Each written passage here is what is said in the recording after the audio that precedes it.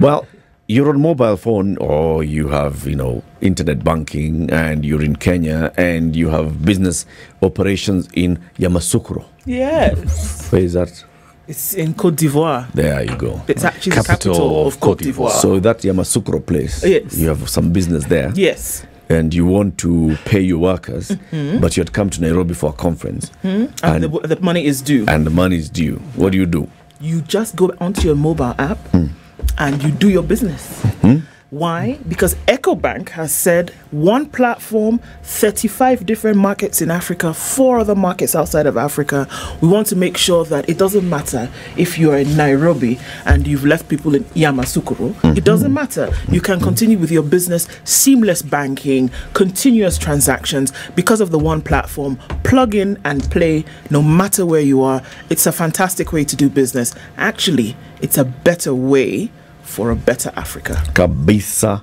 A better way for a better Africa. Our guest host this morning is Ramah, Nyang, business journalist. Say hello to everybody. Good morning, everybody. Very good. We are going to have a financial conversation. What's the plan? The plan is to have financial conversation about your future. And ICEA Lion is saying, well, they have unveiled a brand new campaign. What's your plan?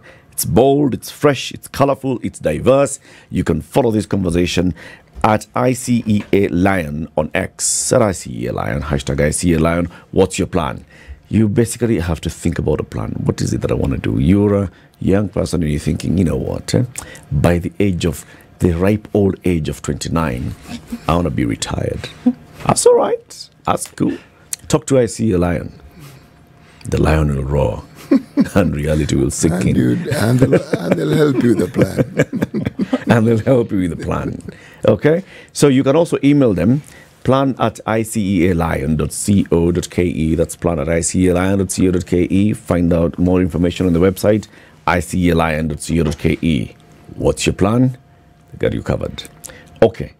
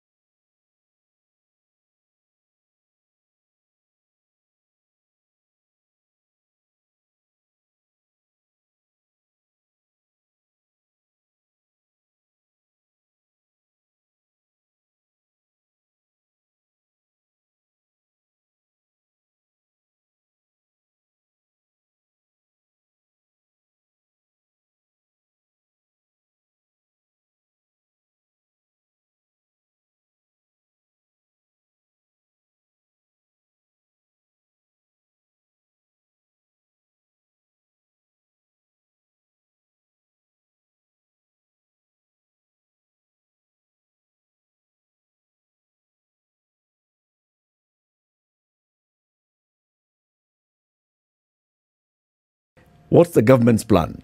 Is to spend money, 4 trillion shillings. And when it gets finished, look And they more tax to you spend. a bit more. Yes. And if you don't pay tax, they borrow because they have got to spend.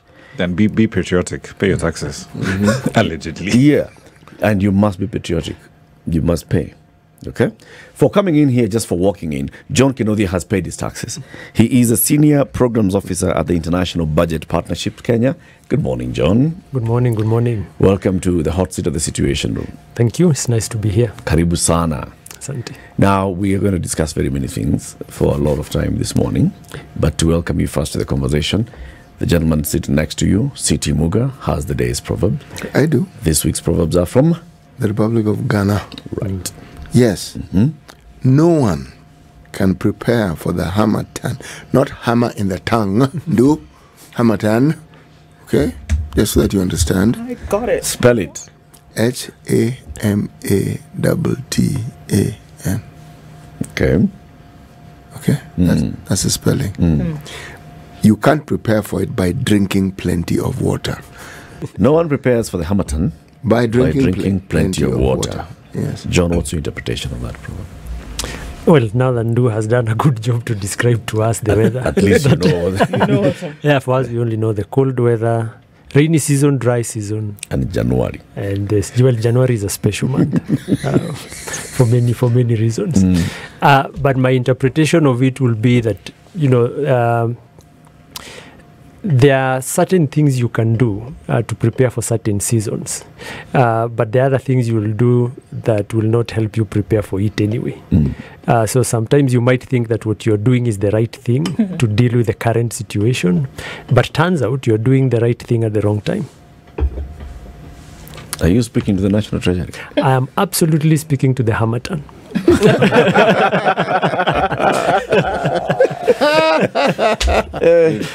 If National Treasury and MPs happen to hear that, it's okay. It's just incidental. It's incidental. Proverbs are for our learning. So if somebody Kabisa. hears it and learns, then that's good. Okay. Yes. The president earlier this week addressed the nation from Naivasha. And he said, you know what? My fellow Kenyans have got good news. Good news. Everybody was saying, oh, Kenya, kwisha, right off. Inagongewa kengele. But because of our ingenuity, because of our hard effort, we have gone to the market.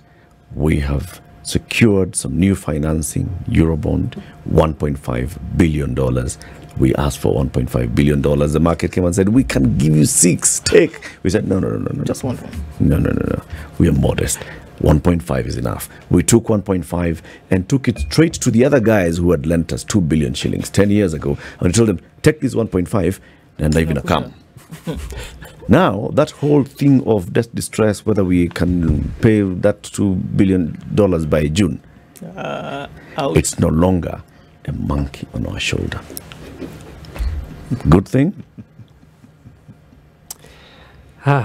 So the one thing that we knew maybe 5-6 years ago was the fact that a time will come when we'll deal with a situation of debt repayment that will be quite steep. Even when we borrowed back in 2014, especially for this particular Eurobond that we are supposed to pay on the 24th of June of 2024, the fact that it was organized as a payment that will come as a one-off. Anybody who was paying attention to budget conversations back then knew the day that will arrive, there will be a very steep hill the government will have to climb. So regardless of what was going to happen this year, there was going to be some pain in terms of how do we settle such a huge debt, a one-off debt. And you're looking at this in the context of the fact that our debt repayment anyway, as a share of our domestic resources, has actually grown quite steeply over it's actually grown every year since 2011, 2012. Then it used to be at a nice percent of about 17%. By the time we got to 2023, 2024, we are looking at 73% Of 100% of our domestic debt. Of our domestic revenue, what we generate domestically. And the president has said as such. 73%. Yes, of every 100 shillings we collect, 73 will go to debt repayment. Unless something else happens, but you know how our budget works. When the money hits the account, the first things we pay for. Debt number one, pensions, which have also grown quite steeply. We pay pensions? Yes, we pay pensions. To whom? To all the civil servants who have retired. All? To pensioners. Well, to the pensioners, thank you, to the pensioners. But you know, when we adjusted certain things in our pension, that also has become quite a big bill on the government. And then there are small components on salaries for independent offices and our subscription to international organizations. So the first person we pay, as we pay the Eurobond guy, we pay the pensioner, we're also paying the ODPP, yes, control of budget. Yes, to maintain their independence, their budgets are kind of ring-fenced within what we call the Consolidated Fund Services basket. So the numbers were already showing that it's going to be a tough year anyway, even if the Eurobond payment was not happening this year. So the Eurobond was just going to make it just more difficult.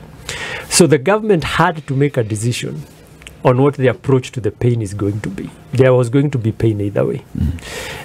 So the famous fiscal consolidation discussion is basically to say, do we reduce expenditure? Do we collect more revenue?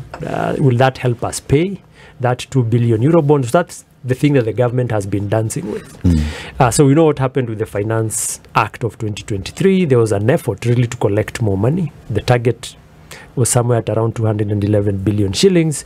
Again, trying to move in the direction of we need to have money ready for 24th of June of 2024. But when the draft budget policy statement came out, there was a paragraph in it that was very interesting for us as well. We review these things often. And there was a paragraph that said, we are going to focus on borrowing concessional loans, right? So loans that have better terms, cheaper, just improve our debt mix. We are going to try and borrow domestically, especially in scenarios where we feel we'll be exposed to these foreign exchange, fluctuations. The third part, which is the interesting one, said we are going to borrow commercially, but as a last resort. So that's not going to be the first thing we go for. However, we are going to use that to repay any external debt that is coming. So even before the president and the surprise, because I think it really caught some of us by surprise, the 1.5 billion, there was already a language in the budget policy statement that was an option. And that's exactly what happened. So in a way, you definitely want the government to pay its debt. The options were not pretty. I think it's good for us to be clear on the fact that the options that the government had were, because of course there's the famous, do we default? There's the group of believers who thought, well, maybe we can restructure. So we sit down with some of these people we owe money and say, we are planning to pay you next week. But just as Eric, you said, I'm going like this, I'm coming back. Mambo ni ngumu kidogo, and I'll have to wait. So there was that, but we couldn't do. So the government took the option they felt was probably more palatable at that point, but of course it came at a cost. So bottom line, yes, we are repaying our debt, especially the Eurobond one, but then the question now becomes at what cost? And it is a fairly steep cost, right? Because essentially what we did was do this switch of I've borrowed 2 mic from Eric at 6.25%. Yes. And I know I owe him 2 mic at 6.25%. And then I come to CT and I tell him, I owe him money. So can I have 1.5 million? 50. And he says, yeah, I can sense the desperation in you. So I will lend you the money, but 9.75, right? Yeah. Now, granted, we're kicking the can down the road, but it's really expensive debt that we're taking on, isn't it? It is expensive, but it's also where we were, right? If you look when we borrowed the first Eurobond, our rating, our CRB rating was better than where we are now. Did we have other options that were cheaper? On paper? Yes. In 2004. No, for this time, for settling this. I'm actually talking 2014, in 2014. And I'm talking about even now. So in Eurobond 1, did we have other options of borrowing? Could have chosen not to borrow, but we could have chosen to. No, that's an option, yes, but could we have borrowed cheaper money? Yes, we could have. But remember what we did in that period, right? So we decided that we were a bit richer than people thought we were. Wait. We decided. It's Well, decided. of course, with Pretty some much. of... But also remember, 2014 was a fantastic period in terms of being able to raise debt relatively cheaply. Because back then, you essentially had all these pension funds, your Aberdeens, your BlackRocks, etc., sitting in their home markets in the United States, in the EU, and you're looking at yields of 0.something%, right? So if you're looking to get a return on your cash for your pensioners, for your shareholders, etc., and along comes Kenya, or along comes Nigeria, or along comes Egypt, and they say, we'll borrow $1 billion or $2 billion 6%. at 6%. It's decent money. So lend. Why not 4? Our debt metrics at the time wouldn't have supported a pricing of 4. Okay. No way. I'd like you to explain this, please. Yeah? This debt matrix that determines how we can borrow and what. Are you trying to tell me the matrix indicates that we are riskier to lend? If you're a foreign capital holder and you're sitting in, for the sake of argument, you're sitting in London, you have a couple of options. I can park my money into 10-year gilts in the UK. I can lend to the US government at 0.something% back then. I can lend to the Germans, I can lend to the Greeks, and the Greeks were supposedly very risky back then. That was the time when they had the Euro crisis. Or I can turn around and say, well, there's this economy in East Africa that has reasonable growth prospects. They need debt. We're willing to provide this cash. So at that point in time, if your option is capital preservation versus chasing yield, and everyone around you, right, all your competitors, if John and I are running competing funds and he's lent to Nigeria and he's making fantastic returns for his shareholders, to some extent there's an element of FOMO, fear of missing out. So if he's essentially lending to Nigeria or to Egypt and he's getting 5% back, and I am lending to the US government or to the UK government and I'm getting only 1%, my shareholders will be on my neck. Dude, what are you doing? Kenya will be a risky location because for the argument then will be, how are you handling your FX risk, for one? Because I've lent to you at when your dollar shilling rate is 85. How do I know that you're going to pay me back effectively in 10 years' time if your exchange rate has weakened? How do you know if you're going to deal with that? So to cater for all of these risks, because at the end of the day, remember, for a lot of them, they're not based here. I can sit here with John, with you, with Eric. We will argue until the cows come home. Yes. I don't understand.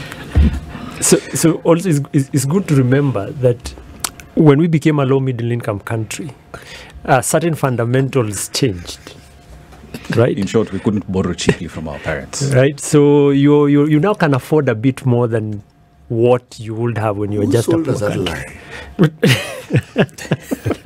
What?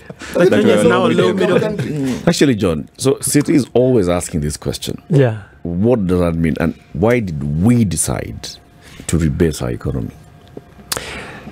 Well, that story has always, of course, had different answers depending on who you ask. But the one I feel probably makes more sense was the belief that there were certain productive elements of our economy that were not in part of the calculation of our GDP. So they needed to be brought onto the papers. So which would ideally mean that there were things in the economy that were already working and they were part and parcel of whatever we were generating as an economy, but they were not reflecting in our numbers. So that needed to be worked into the... Was that a disadvantage then? The fact that they were not reflecting on our numbers, was it hurting us in any way? Oh, that's a difficult one. I wouldn't say they were hurting us. I don't know. I think it would be more. It would be necessary to have an accurate picture of what is happening in your economy, because the GDP number, to quote our former central bank governor, you don't need GDP. Granted, we're not disputing that, but to the extent that I'm saying it's if we use an agriculture analogy, it's like saying that I have 500 cows, but we're excluding the calves from the equation because they're not producing milk. So why are we counting them, right? Because the measure for value is that they can produce milk, right? And that's what they we're may counting not, as the value. Yeah, but if they may not have value now, but they would have later. but they will have value in 5 years, Yeah. 3 years, in So 2 years. but you can't. Essentially, what you're saying is that you then cannot measure potential. You're going to be measuring an actual. Today present value. Yes, Okay. pretty much. All right. Can we look at this other side, whereby the case has been made for this action that happened a couple of weeks ago, whereby, all right, the money is due. There's a lot of responsibility, and you know, on the shoulders of governments to actually make sure that this money is paid. Put simply, in terms of money that then was available, funds that were available to make this payment, which was due, there was very little in terms of options. I think that is clear as day. There was one option. Okay. It would appear as though there was no option but to borrow. What would you have a government do in that case, where it seemed as though, yes, you're taking a more expensive option to sort out this commitment, essentially, that is backing down your throat? What do you do? So there were three options, and this is a conversation that will take us slightly back to October last year. There were three options that we had.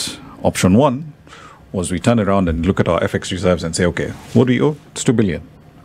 We'll take that 2 billion out of our reserves, give it to the guys who we owe money, and tell them, hallelujah, thank you very much. Tumemalizana, we've paid this down. Cheers. We'll see you later. Now, that would leave us obviously in a much weaker position, because in the event that we needed to have, the central bank needs a bit more firepower to intervene in the markets, they have a lot less gunpowder to work with. Okay. That's option one.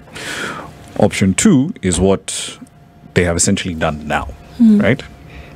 We refinance. I owe Eric money.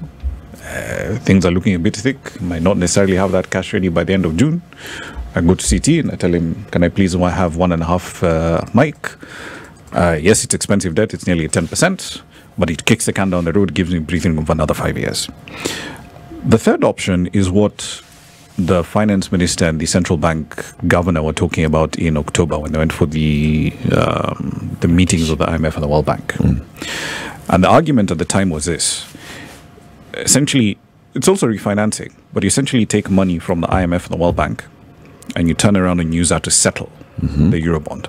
So the staging was $500 million, give or take, from the 6th review of our current program with the IMF. That was coming in December. And then you have another review in June, which is another $600 million. You put those two together, that's $1 billion. You turn to the World Bank and say, guys, we had a DPO last year. You guys lent us $1 billion. It's been fantastic. Can we have another one? That comes in around March and April. So between those two institutions, you've got your $2 billion. It's concessional money, 2-3%. Might come with a grant period of 5 years or however long. And it allows you to essentially stretch out that maturity for a much longer period. So those are the three options that we had at the time. And refinancing it from commercial markets was at the time not seen as an option, because no one really had gone back until Cote d'Ivoire, Benin went back into the markets, and they incidentally borrowed at much lower coupon rates than we did.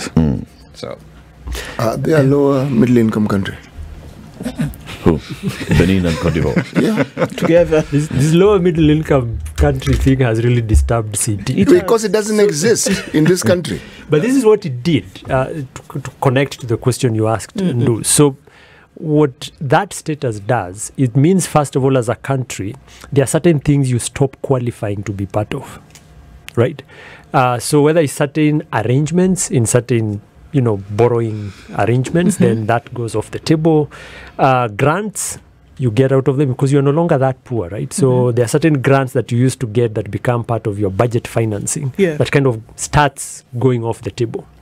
So you are left in a position where now you have to borrow in terms that are more for the rich boys. But at the same time, it means then you have to work a bit harder to cover the gap where you had grants that you are qualified for because you are classified as a poor country. So even as we discuss the conversation now on this repayment aspect, and are there other options? Remember, the balancing act here is not just we need to repay the debt. Sure. The balancing act also is you still need to provide services. You still need to give money to counties, right? On the other side, all Kenyans are screaming at the government, you need to cut your costs. Yes. right? So the government has to juggle this card of how do we rationalize our expenditure, because Kenyans don't want us to see us flying all over the place or spending money on unnecessary things. But at the same time, we have this debt we have to repay. At the same time, we are still a net importer country. So there are all these people banging central banks' doors and commercial banks. We want dollars because I need to go to China and bring the things Kenya does not have. Yeah. So there's literally 4 or 5 hot balls in the air that all have to be balanced. So when the government was, I guess, looking at the options, of course, Ivory Coast, Cote d'Ivoire doesn't roll off the tongue very easily. Of course, Ivory Coast and Benin, I feel were an opportunity for Kenya. Kind of like, because the conversation, as Ramah is saying before, was, is anybody going to go back to the market? And is Kenya going to be that welcome in the market? Because there were some jitters, especially in this meeting in the World Bank IMF meeting that was in Morocco. One of the things that was a big worry was, Kenya, you're saying you will repay, your president said he will repay, so they will buy back a bit of it, and you didn't. So there were jitters, right? And, so the worry... And that was a self-inflicted own goal, because WSR said that 3 times last year. In May, it was, we'll buy back half the Eurobond by the end of the year. It was $1 billion. And anyone would look at our books and be like, with what money? Buy with what? Goats. Do you even have reserves to speak of? You're below your own 4-month target. Even goats at that time, it was at the height of drought. Moses in Akufa, what are you What are you going to use to pay? So he says we're going to pay back in May $1 billion. Never happens. Then the target changes again. Middle of the year, it becomes, no, we'll buy back $500 million. And then in November, he changes it again to $300 million. I mean, if you're going to say something, if you say, I'm going to do X, Y, Z, and then you don't follow through. Why are you blaming the president for being consistent? Consistent in what? Not delivering anything. In inconsistency. Yeah. Our guest this morning, Ramah Nyang, is our guest host. He's a business journalist. And John Kinuthia is Senior Programs Officer at the International Budget Partnerships Kenya. We are discussing our economy. Are we out of the woods yet when it comes to debt distress, or are we not? What is fiscal consolidation? This is, the buzzword in government quarters. So we borrowed from Peter 10 years ago. Paul. And then now What to pay Paul? we've borrowed from Peter last week to pay Paul, whom we had borrowed 10 years ago. From 10 years ago, and could actually even be the same guy, just that it's yesterday and today dressed differently. And the then effect of that, as the president said, is what we have seen happening to our foreign exchange. Is that true? That it's because of the 1.5 billion and the repayment of the partial repayment of the 2 billion that then we saw the shilling doing that, becoming strong, and the 2 lions on the shilling basically just coming out and roaring. The CS for National Treasury said something really interesting 2 days ago, where he said the biggest driver of kind of the increased activity we are seeing in the foreign exchange market are actually the, what are they called?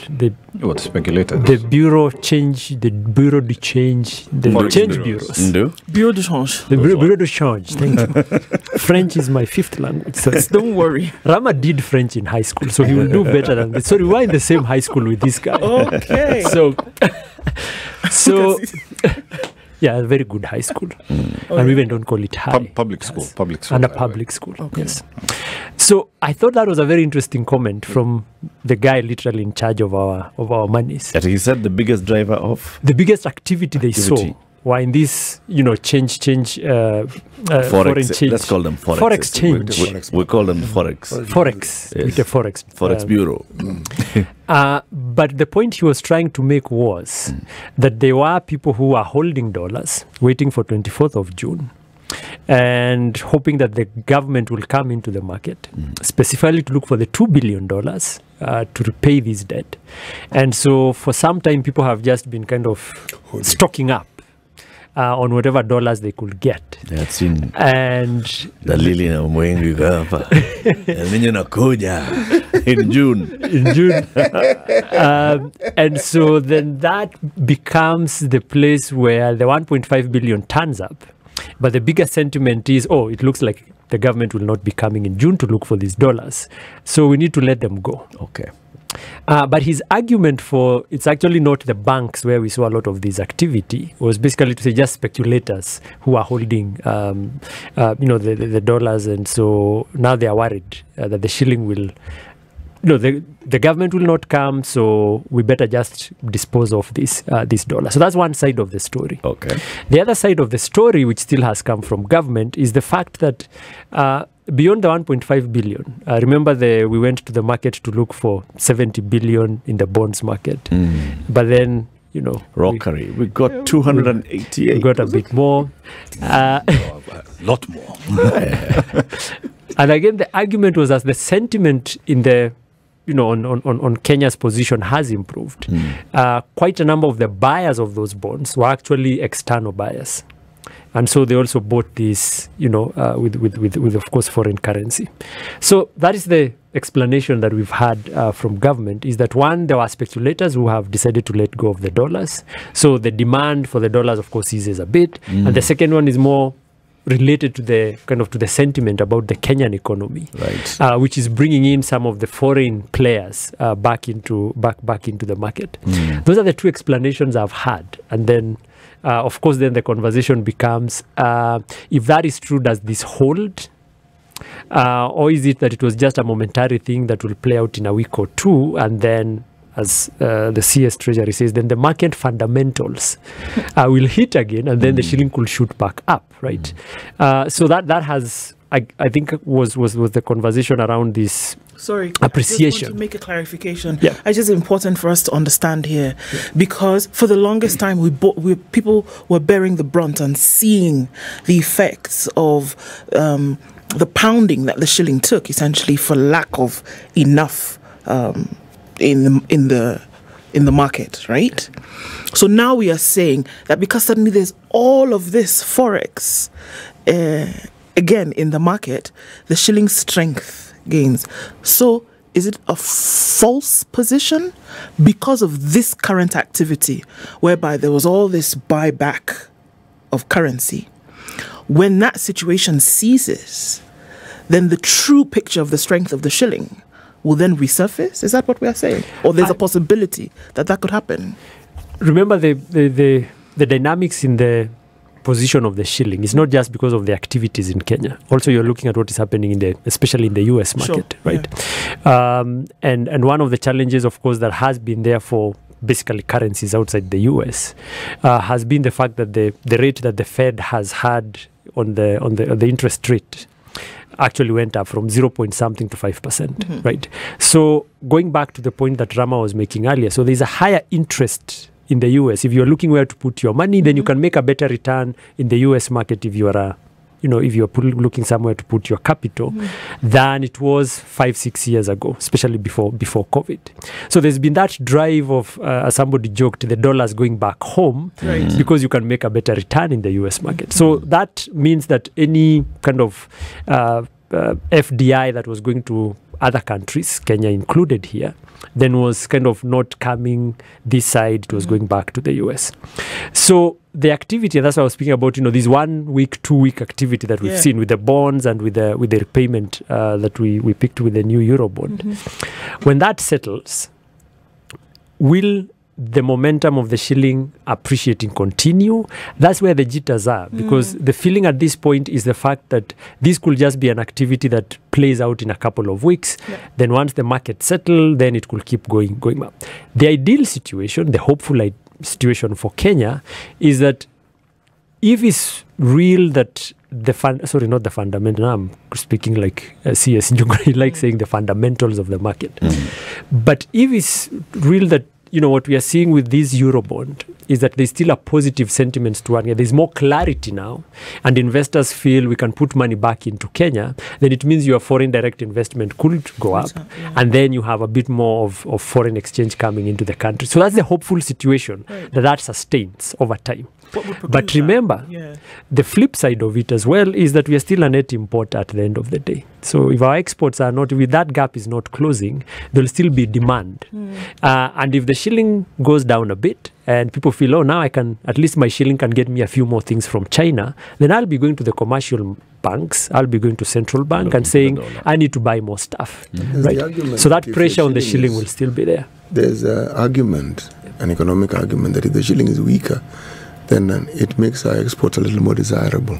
Now, that, in theory, would be the case. But remember, in addition to that theory, there's what they could talk about in terms of elasticity. So essentially, how responsive is demand for product in response to a change in price? So yes, in dollar terms, Kenya is now, if you're a tourist, for example, Kenya is 30% cheaper based on what happened last year. Does that then necessarily translate into More tourists coming into the market? Not necessarily. If you look at the sort of things that we export, our biggest single source of foreign currency income, tea is right at the top. I think horticulture is second or third. Yeah. But Export. yeah, in terms of foreign currency income. It's human resource. Which ones? With when people can't get passports? The ones who are already there. It's human resource. The ones who are out there. No, those That's are right. Commodity. So in terms of commodities, it's... But in terms of commodities, it's tea. But if you think about growing a crop of tea, it's not like just because now the Kenya is now 30% cheaper that I can magically whip up Harvest a more new tea. crop in 3 months and say, now I can essentially double my income. That's not how it works. So there's a problem there in terms of being So able the to volume actually of our capitalize on it. exports is not going to increase just because our shilling is getting stronger. I was going somewhere with this. Okay. And that's why I started there. So there are many factors that are influence the yo-yoing or the stability of our shilling. By the same token, there are many factors that determine whether we are a safe place to be lent money or not. Okay? Now, how do these things play together? Because that safety that I refer to, which is purely laymanship, seems to influence and affect the cost of this money that we borrow. How does it influence? That essentially now would refer to two things. State capacity, number one. Yes. And number two, to what extent do I trust the systems of government in your place? If I'm going to lend to John, and I know that he does X, Y, Z, he works at IPB, he's an upstanding member of society, etc., etc., he's a fairly reasonable fellow, hangs out with decent characters. Went to a good school. Yeah, among other A things. good public school. A good taxpayer-funded school. I'm going to lend to him at a much lower rate, right? If I call him and he responds relatively quickly, he's not giving me the slip. He's not shifty. He's not ducking and dodging. It's a reasonable assumption that he's okay, right? But then you look at what we do. You borrow money. Are you transparent with your own citizens? Are you spending money properly, or as one of our viewers, I believe, on the YouTube stream is pointing out, we're borrowing money and then we're entrusting a government that has people who are busy wearing Ferragamo watches to run it properly. And belts. Well, that's true. Are these the sort of people who are serious? And to be fair, we're not saying that the state and our politicians will magically become angels overnight. It will not happen. These politicians are a reflection of the society that they come from. I refuse that statement completely, but anyway, go on. Because you're lumping me with some of these unsavory characters. Your salary is you're paying their salaries. You're paying their salaries. City, you're unsavory. But to augment that Just point, look at the mirror, you'll see the politician. City for Siaya, 2027. but to add to that point, which I think is really, you need to look at the IMF to kind of see how nice you need to look for you to have favorable rates on things, right? The IMF gets a lot of flack, but one of the cool things about the IMF is how cheaply they give us whatever debt they give us or whatever instruments they allow us to have access Is to. that the only thing they give us, the money? No. No. And that's where I'm coming to. If you look at the conditions they put in place, they give you a good indication of what you need to look like, what your shape needs to be as an economy for you to attract very good terms. Because if you look at the debt register, there is some debt we have from IMF that is as low as 0.75% in interest rate. That's cheap, right? Of course, before we became low middle income country, those ones were just like that. But if you look at the conditions that the IMF puts in, leave alone the taxes and what have you, you know, there will be a lot of things around reforms that have to do with the management of our public finances. Basic things as basic as your budget transparency. Basically, how transparent are you on how you're raising resources and how you're spending it. And so whenever you hear the mission from the IMF is coming into town, they literally have a check, right? How transparent are you? What is the strength of your institutions? Do you have a strong debt management office? You know, so basically the systems are something that you want to have, something that people can say, this looks strong enough. John, I hear what you're saying. You could argue in that place, and then people could argue on the other side, whereby it's an institution that wants to keep you dependent. It's like the woman who puts arsenic in her husband's tea every day, a little bit of it, you know, low interest rates on loans, just a little bit to keep you dependent, but keep you drugged enough so that you don't ask questions about certain things, or that you don't demand for your own kind of, you know, independence. It may make them look like, you know, the ones who want to help out, but at the end of the day, you're heavily dependent on them. So there are two sides to that coin, right? I want us to compare where we were in 2014 and where we are now, right? Yeah. So in 2014, we had so many options on the table on how we could finance our budget. The IMF was not really in the picture in the kind of scenario we are in right now. Then you compare it to where we are today. I quote David D on this because he's been very adamant to remind us every time we've complained about the IMF. That the IMF does not come in good times. They come when you are literally on your knees. And so really you are singing to their tune. So your point is correct on the fact that when they come, the conditions they put on the table are not that easy. But there's a second bit which, again, our president has been trying to drive internationally, which is that the way those institutions are structured and how the terms they have for, let's just call it the global south, the developing world. The terms are quite different from what you have with the more kind of OECD level countries, right? The more developed countries. So there's also an arrangement in terms of how they structure their instruments, basically how they give money and how they support you.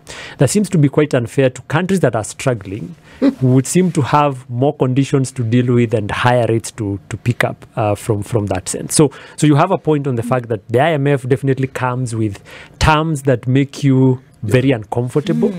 But at the same time, how is it unfair? But at the same time, if you compare where we were in 2014 and where we are now, we called the IMF for 10 years. Yeah. No, we looked for them vigorously. For 10 years, we were just calling them in. Yes. Right? But we could have taken very different routes, as you were asking at the beginning. But John, why is it unfair? Why is it unfair? Because we have the option of not borrowing, as we said. I thought the idea was to move an economy to a point where we are not dependent on borrowing, isn't it? Is that not what a good manager of a country ought to be doing? But that presumes you have good managers to begin with. Voila. Yes, it does presume we have good managers. And we don't. No. We essentially have a collection of people. Now we're being unfair. No. You have a collection of people in the executive and parliament who have literally spent the last 10 years, right, as Jubilee or as UDA. It's basically same wine, just different packaging, different skins. Who've literally spent the last 10 plus years sitting back and saying, yeah, but Dad, we need to build a road, can borrow money. We need to build a bridge somewhere, we'll borrow money. And they don't build the road or the bridge. I mean, case in point, the A8. How many times have I been here as guest host? Talking about Mombasa to Nairobi. It's still a mess. Right? But how much money do we essentially set up and say, no, we're going to essentially raise a bit of cash here and there? What time of the day do you travel on that road? Early in the morning. But the fiscal discipline part, right? So is what you really want to have, and it's the reason why the systems of a country then become really important, because it helps you manage, helps you put in policies that make sense in the instant then you need to borrow to implement whatever fiscal policies you're going for, then you are going in a more disciplined way. Because one of the things that has been a challenge in this country for some time has been what we believe is our long-term approach to development, right? So there's some, you might remember a couple of years back where Ndemo, the former PS of ICT. Are you talking about the dead capital article? Yeah, so the fight they had with David D for months, right? Is our approach to develop. So what approach to development makes sense, right? So is it that you go more capital intensive, which is what we did in the last 10 years or so? Or is it more capital in terms of human capital? So develop schools, develop the human and better healthcare, which is cheaper. Arguing which point? Here? Which was cheaper. So Devindi was more on the human capital side, and Ndemo was more on the fiscal capital side. Right? Roads, infrastructure, etc. This point was clearly better. But now you see, whichever route you take as a country determines how much money you need to implement your philosophy of development. So the fact that we went with a capital intensive one means that then the borrowing became a thing that was almost expected. Now, the question then lands at, so what mix of debt do you go for, right? Because at the end of the day, you want to arrive at a mix of debt that allows you to do a couple of things. Number one, gives you time, because you believe you are building the road so that people, I like using the Eastern Bypass as an example, right? So before there was Eastern Bypass, there was no Kamakis and that whole stretch of development that you cannot see the end of. Utawala was police backwaters and a quarry. So your belief is that if we build that road, there's development that is going to come with that. But that will take time. It will not happen the very next year. So you want to get good terms in terms of the timelines of when you pay it. Secondly, you want to go for debt that is cheap, right? So you want to go for debt that allows you to pay small amounts over time. So again, you've taken good time and you've taken some good low interest rate. Then that helps you to pay cheaply over a long period of time. So what did we do in the last 10 years? We went for the Eurobonds. Right now we are Eurobond, 7? This one was 7. Pretty much, yeah. Combali. So we only hear of maybe 3. If you ask people what are the other 4, people might not because we still connect have 2028. So we have the 2018. 2032. Oh, sorry. I was speaking of when we borrowed. So we borrowed 14. So there's a big one that is known. There's another big one in 2018, I think. But there were a couple of other commercial ones that we borrowed within that time. So if you look at our debt portfolio, the bilateral debt basically shifted in terms of the proportion of our debt with the commercial one. And this bilateral one is where you had the cheap one. So it literally flipped in terms of the proportion of it that was coming from commercial debt. So that's one side of it. But also when you're looking at our debt mix, the one thing, so we speak a lot about the commercial debt, the Eurobond. We don't speak as loudly about our domestic debt because our domestic debt is more expensive than the Eurobond.